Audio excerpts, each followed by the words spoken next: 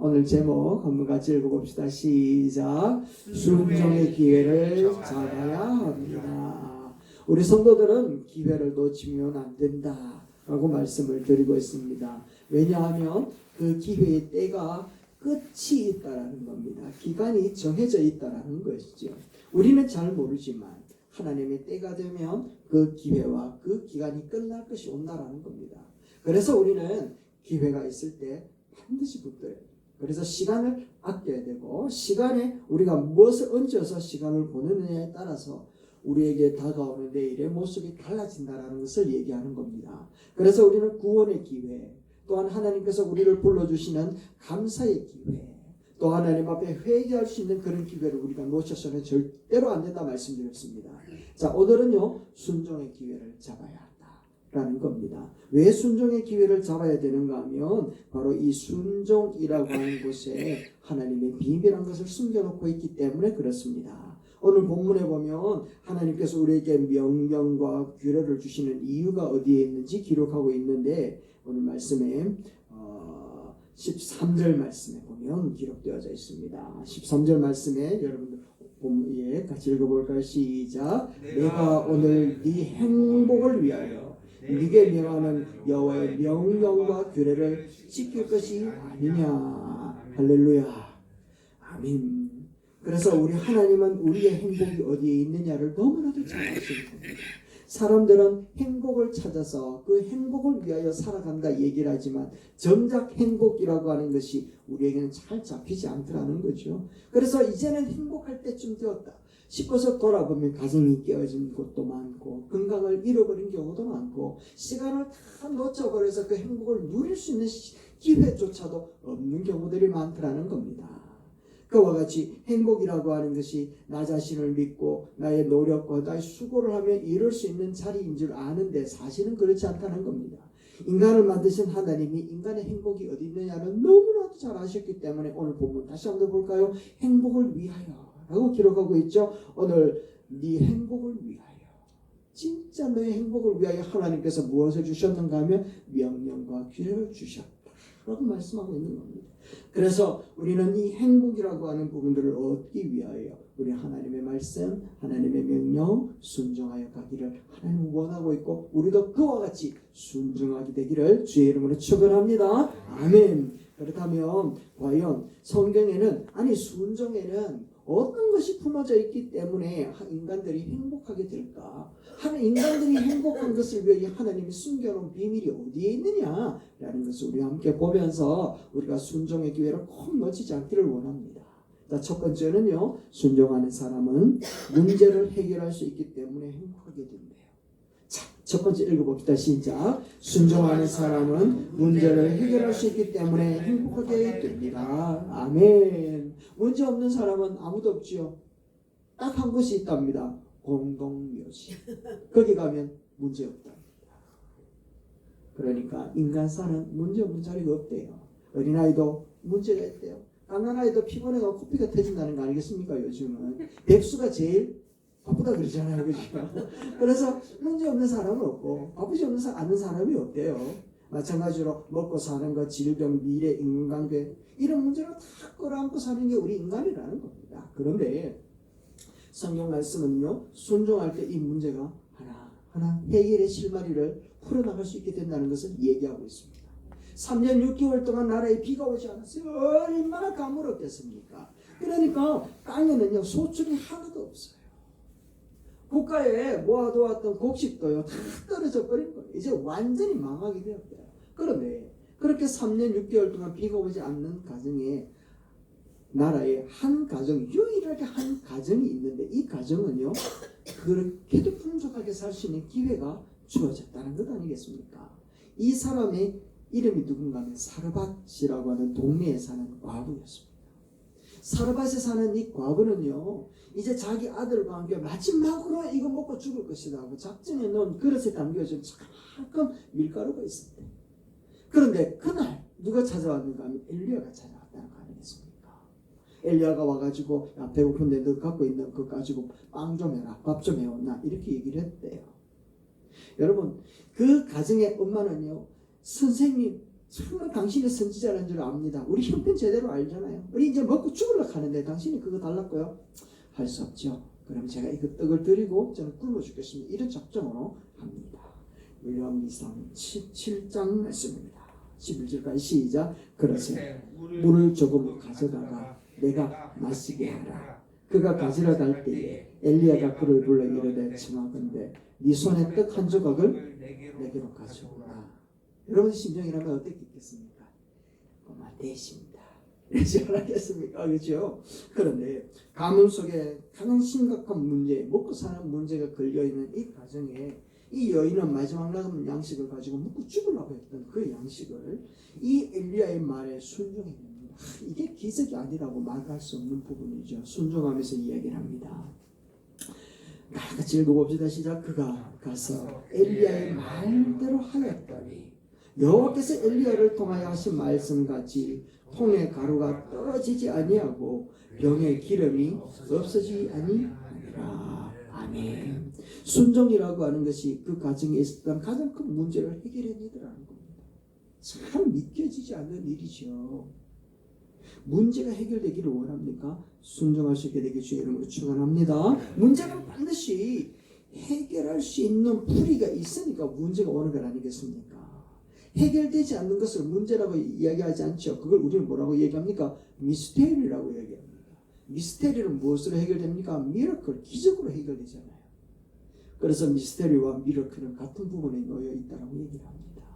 아람 군대 장관이었던 나아만은 개인적으로 질병으로 굉장히 고통스러워합니다. 세상의 모든 것들을 가지고 있는 왕이었습니다. 나아만 장군이었습니다.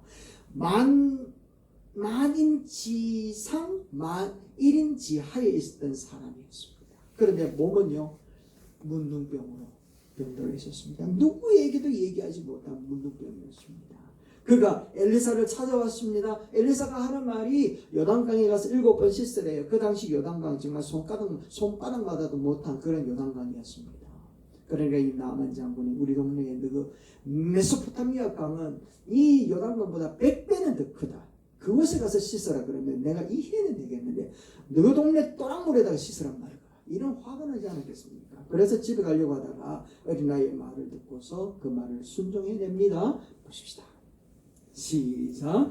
나아만이 이에 내려가서 하나님의 사람의 말대로 요단강에 7번 몸을 잠그니 그의 살이 어린아이의 살같이 회복되어 깨끗하게 되었더라. 할렐루야. 개인의 문제도 순종하니까 어떻게 해요? 되더라는 겁니다. 하나님의 말씀대로 순종하였더니 개인의 문제도 해결되어지는데요. 이 해결이 대충 해결되어지는 것이 아니라 병만 나은 것이 아니라 살도 완전히 어린아이와 살과 같이 부드럽게 변화되었다는 건 아니겠습니까? 근원까지 해결되었다는 거예요. 인생은 다 문제투성이라고 말씀드렸습니다. 어디서부터 풀어야 될지 실마리를 찾을 수가 없어요. 그런데 이 실마리는 어디에 있다고요? 하나님의 말씀에 순종해 있다. 그리스도인들은요, 수많은 문제를 동일하게 끌어안고 있습니다. 그래서 이 문제를 어떻게 풀 것인지 예수님은 우리에게 분명하게 얘기를 하고 있어요. 마태복음 7장 24절입니다. 한번 읽어봅시다. 시작. 그러므로 누구든지 나의 이 말을 듣고 행하는 자는 그 집을 반석 위에 지은 지혜로운 사람 같으니 비가 내리고 창수가 나고 바람이 불어 그 집에 부딪히되 무너지지 아니하나니. 아멘. 예수님도 말씀하신 거에 듣고 순종하는 사람은 그 집을 어디에다 기초를 두는 것과 같다고요? 반석에. 그래서 흔들린데 안 흔들린데 안 흔들린다는 겁니다. 그런데 뒤에 나오는 거지만 모래 위를 기초로 두고 있는 집은요, 창수가 나고 바람이 불면 때문에 흔들리고 무너진다는 거예요. 인생이 무너지고 흔들리는 이유가 어디에 있다고요? 주의 말씀을 순종하지 아니하고 세워놓은 모래집과 같은 신앙 때문에 흔들린다라는 겁니다. 여러분, 순종함으로 말미암아 굳건하게 세워나가고 문제가 해결되어지는 주의 자녀들이 되기를 주의 이름으로 축원합니다. 아멘. 그런데 문제 해결을 위하여 순종하고자 하면 늘 따라오는 것이 있잖아요. 뭡니까? 불순종의 마음이 언제나 우리의 내리를 다 치는 겁니다. 합리적으로 설명되지 않는다. 내가 이해를 못하겠다. 뿐만 아니라 그때 정말 이거 조금 이따 해도 되지 않겠느냐 라고 하는 지연의 모습도 찾아온다는 거예요. 그때 따지거나 자신의 생각대로 하는 것이 아니라 지연시키는 것이 아니라 즉각적으로 순종할 때라는 것이죠. 순종에는 두 가지가 있습니다. 몇 가지가 있다고요? 두 가지가 있어요. 즉각적으로 순종을 원할 때가 있고 계속적인 순종을 원할 때가 있단 말이죠. 그래서 즉각적으로 원하는 순종을 즉각적으로 하면 이 응답은 즉각적으로 일어나는 거예요. 그런데 꾸준히 순종해야 될 것은요, 꾸준한 기간이 끝난 다음에 응답이 일어난다는 겁니다. 그런데 우리의 입장에 있어서는 즉각적으로 해야 될 건지 꾸준히 이야기해야 될 건지 잘 이해가 되지 않잖아요. 뭐 구분이 되지 않잖아요. 어떻게 구분하는가 하면 성경에 보면 즉각적으로 순종해야 될 것은 그것을 행하였을 때 어떤 결과가 나타날 것인지에 대해서 응답을 해주지 않아요. 설명을 해주지 않아요. 그런데 꾸준하게 순종해야 될 것은요, 이거를 설명을 해줘요. 그래서 설명이 되어지는 것은 꾸준하게 하면 되는구나 이렇게 이야기하면 되고, 적극적으로 순종해야 될 것은 뭐냐? 적극적으로 응답을 받기 위해서 적극적으로 순종해야 되는데 그것은요, 뒤에 어떻게 될 건지 설명이 없어요. 실로암 못에 가서 씻어라. 그러면 나을 것이다. 이 말이 없단 말이죠. 씻어라. 그러면 적극적으로 순종했더니 적극적인 응답이 나는 거예요. 여러분, 하나님 앞에 주의 말씀을 순종해낼 때 우리의 생각, 우리의 합리적인 설명, 우리들이 지어내고 싶은 그런 마음들, 이런 모든 부분들을 다 내어줬을 수 있고 적극적으로 순종할 수 있게 되기를 주의 이름으로 축원합니다. 아멘.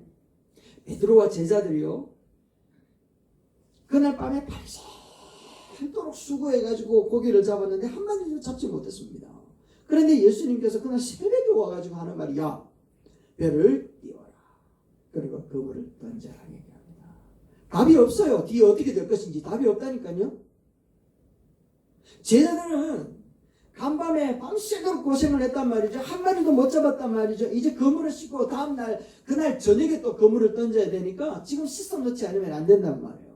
그러니까 예수님 앞에 이야기할 말이 정말 많이 있겠죠. 예수님, 당신은 나이도 젊은 나이 많은 내한테 어떻게 그래 명령을 하노? 두 번째, 당신은 나무꾼이고 나는 어부인데 어부가 고기 잡는 거 더 잘 알지 당신이 어떻게 알겠노? 그렇죠. 간밤에 내가 이만큼 실패를 많이 했다. 그런데 또 어떻게 또 던진단 말이고. 세 번째, 네 번째, 나 너무 피곤하다.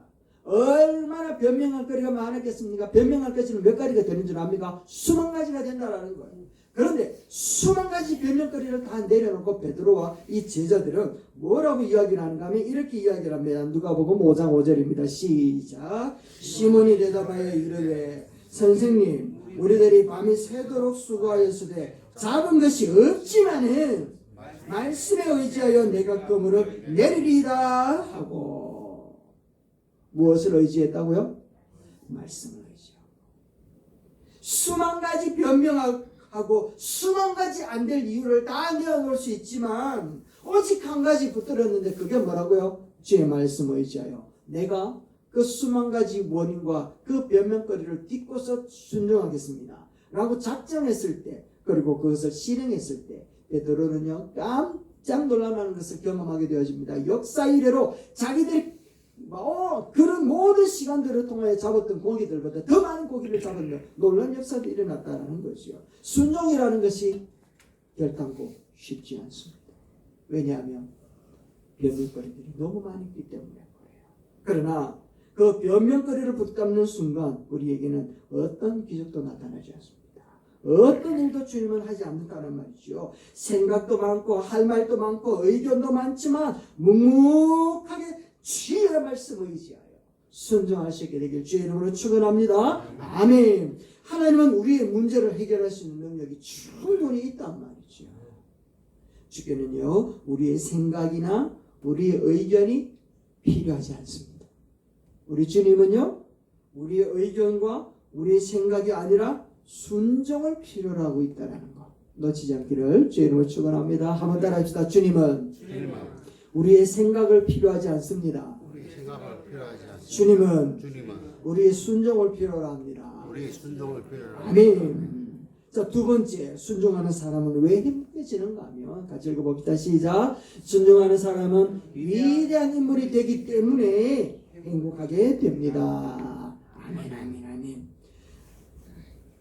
위대하게 되려면 업적을 많이 하든지 아니면 사람을 많이 죽이든지 하면 됩니다. 한 사람을 죽이면 살인자가 되지만 수만 명을 죽이면 영웅이 되더라고요. 이게 세상사의 모습이라는 겁니다. 그런데 하나님이 보시기에는 사람이 위대하게 되는 것은 업적 때문이 아니라는 겁니다. 하나님은요, 위대한 인물이 되는 것에는 순종이라고 하는 것이 필요하다라고 하는 것을 우리에게 가르쳐 줍니다. 한번 따라합시다. 순종이 필요합니다. 순종이 필요합니다. 자, 뭐가 필요하다고요? 순종이. 네, 다시 한 번 더요. 뭐가 필요하다고요? 순종이 필요합니다. 네, 감사합니다. 순종이 필요한 거예요. 하나님 앞에 위대한 인물이 되기 위해서는 업적이 필요한 것이 아니라 순종이 필요하다는 것을 이야기하는 겁니다. 여러분, 다윗이 있고 솔로몬이 있는데 다윗과 솔로몬의 차이는 어디에 있는가 하면 다윗은 순종한 사람이었고 솔로몬은 업적을 많이 남긴 사람이었습니다. 그런데 성경에는 다윗의 후손으로 오시는 예수요 라고 이야기를 하지 솔로몬의 후손으로 오시는 예수요 라고 얘기하지 않습니다. 업적을 많이 쌓은 사람은 사람들이 기억하는지 모르지만 위대하게 하나님의 말씀을 순종한 사람은 사람들이 기억하더라는 겁니다. 다윗은요 이렇게 얘기를 합니다. 하나님을 위하여서 위대하고 큰 일을 하고 싶었지만 하나님이 하지 말라 라고 이야기를 할 때 그의 반응을 볼까요? 역대상 28장 2절입니다. 다윗은 하나님의 성전을 위하여 하루 이틀 준비한 게 아니라는 거예요. 그가 준비한 것은 건축 물자들을 다 준비했고 심지어는 뭐까지 했는가 하면 기도까지 했습니다. 그런데 기도했는 게 다윗 혼자만 기도한 것이 아니라 기도하면서 이 설계도까지도 그려주시는 것을 받았단 말이에요. 받았단 말이에요. 계시하여 주신 그 설계도를 다윗이 가지고 있었단 말이에요.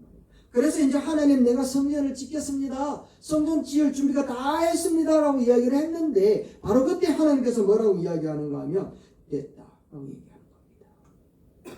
성전 짓는 것을 허락하지 않더라는 겁니다. 그러니까 다윗은 한마디만 했더라면 한 발걸음만 더 나아가면 다윗은요 솔로몬보다 더 멋진 성전을 지을 수 있었더랬습니다. 그렇지만 하나님께서 성전 짓지 마라 라고 하는 이 말 한마디 앞에 다윗은 완전히 모든 것을 내려놓고 예 알겠습니다 하며 하나님께 순종하더라는 겁니다. 얼마나 마음이 답답했을까요? 하나님을 진짜 사랑했거든요. 하나님을 위해서 그가 이때가 순종하면서 준비해 왔거든요. 그리고 하나님이 직접 설계도를 그려서 줬다는 말이죠. 그런데 안 된다 하니까 다윗은요 그 자리에 다 내려놨다는 겁니다. 그래서 우리는 다윗을 위대한 사람이라고 얘기를 하는 겁니다.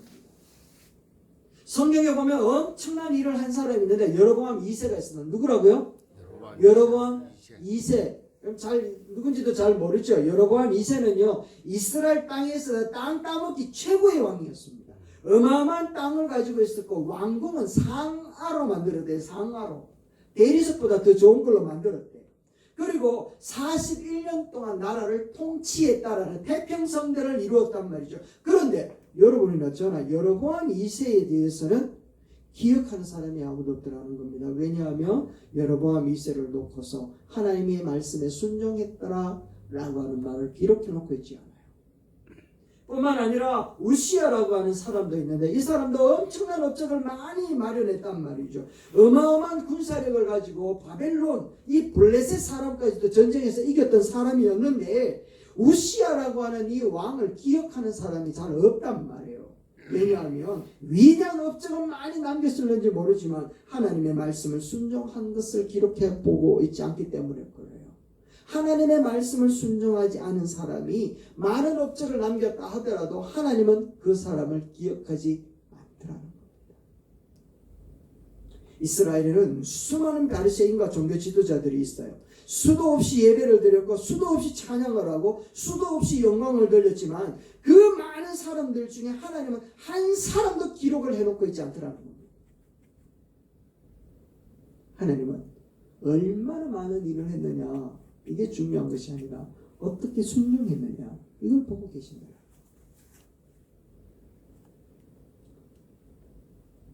그러므로 우리가 꼭 기억해야 될 것은 하나님은 오늘도 수많은 업적을 남기는 사람보다는 작은 일이라도 주의 말씀에 순종하는 사람을 찾는다는 것 꼭 기억하시게 되길 주의 이름으로 축원합니다. 그리고 그 사람을 기억하는 그 사람을 위대하다 말씀하는 겁니다. 주님의 심판대 아래 가보면 요한계시록 20장에 보면 책이 두 개가 있답니다. 하나는 생명책이 있고 하나는 그 사람이 어떻게 살았는지 기록해 놓은 행위록이 있대요. 이 행위록을 쭉 보면 무엇이 기록되어져 있는가 하면 이 사람이 말씀을 순종했느냐 라는 게 기록되어져 있답니다. 여러분 순종함으로 그 책에 또 하나님의 마음에 탁 뜨는 그런 우리 성도님 되시기를 주의 이름으로 축원합니다. 자, 세 번째 마지막입니다. 같이 한번 읽어볼까요? 시작. 순종하는 사람은 믿음과 사랑을 증명할 수 있기 때문에 행복하게 됩니다. 아멘. 여러분 하나님 사랑하십니까? 네. 에이, 진짜 하나님 사랑하십니까? 네. 네, 좋습니다. 대영이가 제일 크게 얘기를 했는데 다시 한번 그럼 다른 질문 해볼게요. 정말 하나님의 살아계심을 믿습니까? 네. 아, 네, 정말 좋습니다. 사랑하고 믿는다라고 얘기를 했는데 그게 사실인지 아닌지는 어떻게 알 수 있을까요? 어떻게 알 수 있을까요? 내가 정말 당신을 사랑해. 당신 없으면 못 살아. 라고 이야기를 하는데 정작 그 사람이 없을 때는 잘 살아가. 이건 거짓말일까요? 진짜일까요? 그렇죠, 그렇죠. 하나님을 정말 사랑한다는데 하나님 없이도 잘 살아가. 당신 없이 못 살아, 정말 못 살아 이러면서 당신 없어도 잘 살아가. 한번 생각해 볼 필요가 있습니다. 그죠?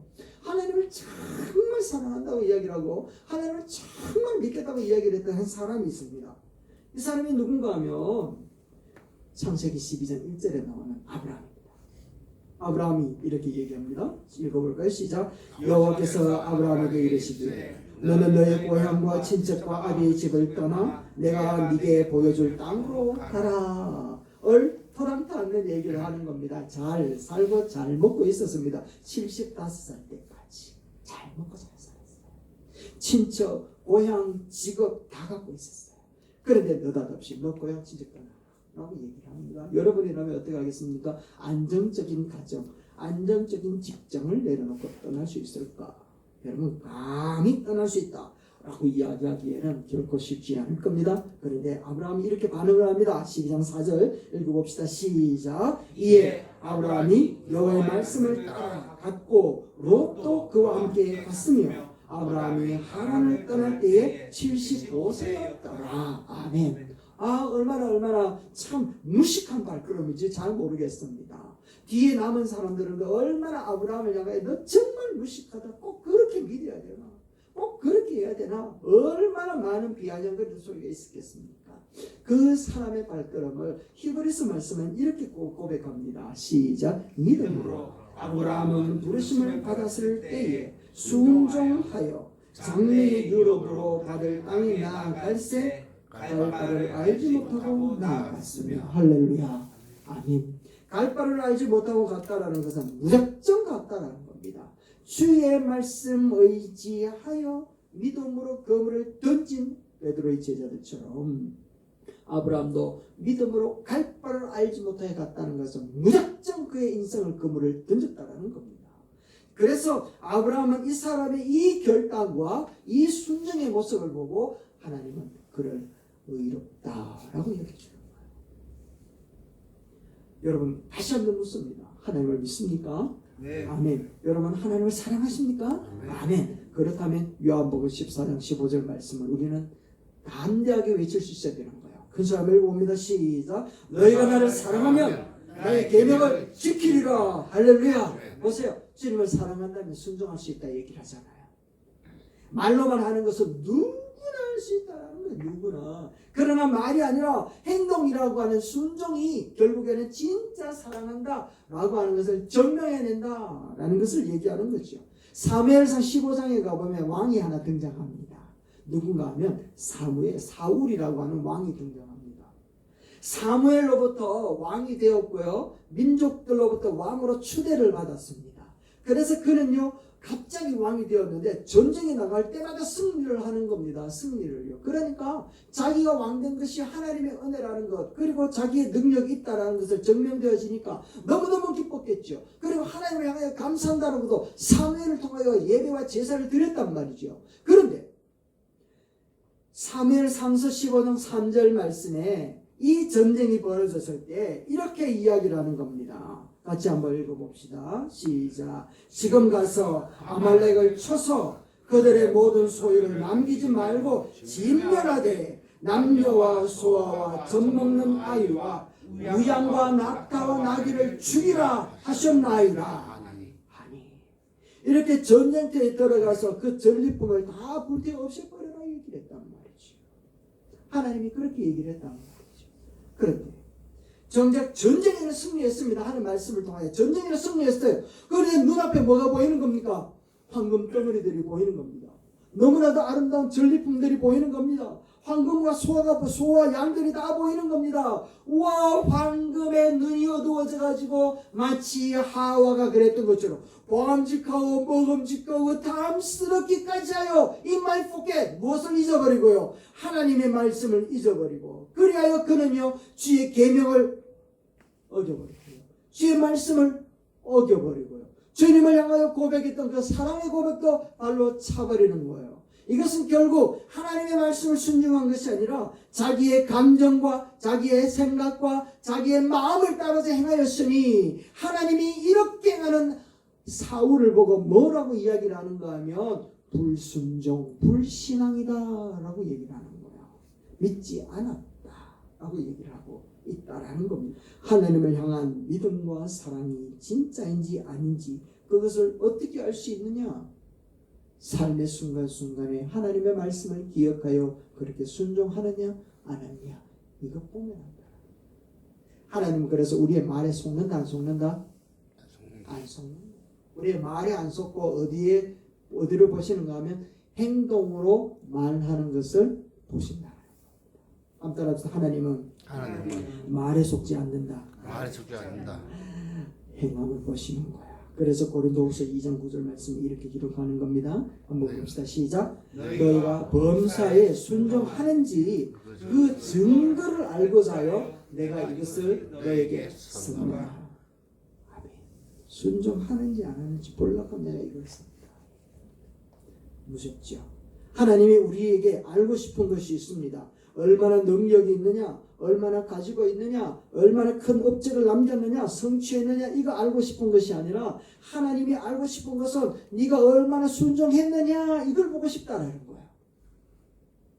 그것을 보면 네가 나를 사랑하는지 진짜 나를 믿고 있는지를 알 수 있겠다라고 하면서 우리에게 순종해라 라고 하는 이유가 바로 여기에 있는 거예요.